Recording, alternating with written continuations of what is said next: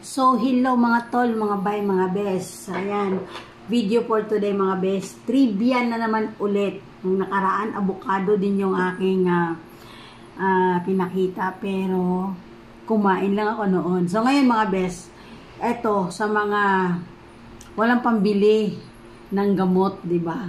Nasa paligid-ligid lang. Mag-herbal tayo mga bes. Ang buto nito mga bes ay maraming benepisyo sa ating katawan, maliban dito sa prutas na ito.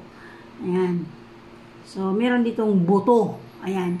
Yung buto nito mga bes, ito wala na ako ipapakita sa inyo kasi, meron ako ditong ginawa, hindi ko makita kung nasaan baka ginamit na yun. Itong buto na to mga bes,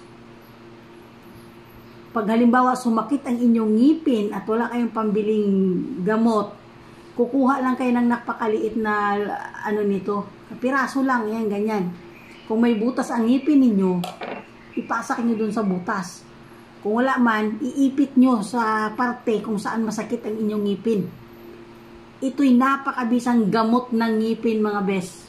Maniwala kayo, try nyo dahil ako na-try ko na. So, maliban sa sakit ng ngipin, ito din ay nakakagaling din ng mga sakit-sakit sa balat.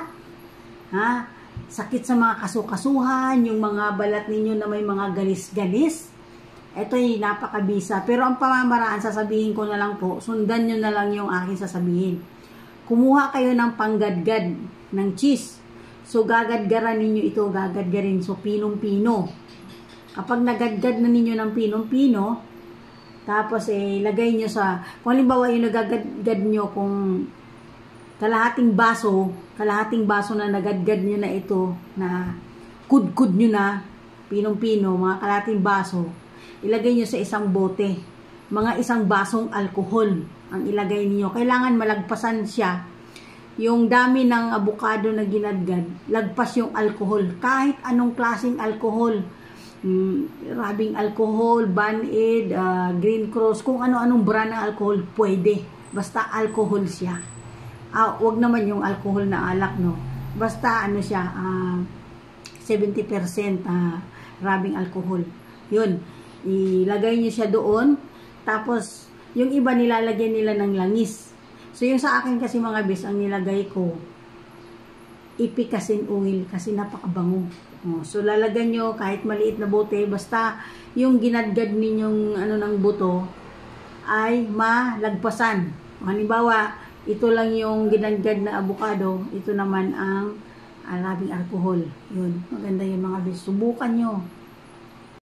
So, yun mga bes, huwag nyo kakalimutan yung aking mga binigay sa inyong trivia kasi yung yung ibababad siya sa alcohol, mga pagtapos nyo na nagawa, mga 1 linggo bago nyo gamitin. Alam niyo yung mga ano nyo sa balat, yung mga galis-galis na mga kati-kati, pwedeng i-haplas yun, tanggal yung mga galis-galis nyo. At saka yung pasma, yung mga varicose pain, yung mga arthritis na masakit ang mga tuhod, subukan ninyong i-massage. Napakaginhawa ang pakiramdam. Mga bes, avocado lang, at saka ang dami na niyang benepisyo. Maliban sa masustansya ang avocado, marami din siyang pakinabang sa mundo. Ang sarap ng avocado. So yun mga bes, thank you sa panonood ng aking video. Sana ay nakatulong, at sa mga walang alam, mas mainam ang may alam kaysa mangmang. Di ba, mga bes?